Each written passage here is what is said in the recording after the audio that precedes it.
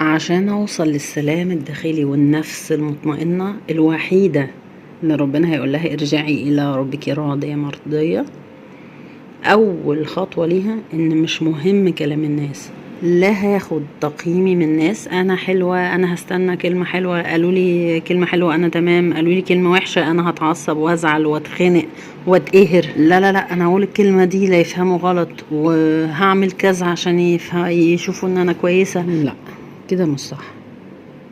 لو انا اغلب تصرفاتي راجعة عشان مين هيقول عليا ايه، ده مش هوصل لاي سلام. بسم الله السلام انا كده مش بستعمله في حياتي ولا هحسه جوه قلبي ولا نفسي. عشان اوصل للسلام لازم يبقى فيه اخلاص. اللي بيهمه دايما كلام الناس ده كبر عشان نفسي عشاني انا، لكن بعمل عشان ربنا، بقول عشان ربنا، بتصرف عشان ربنا، ده الاخلاص.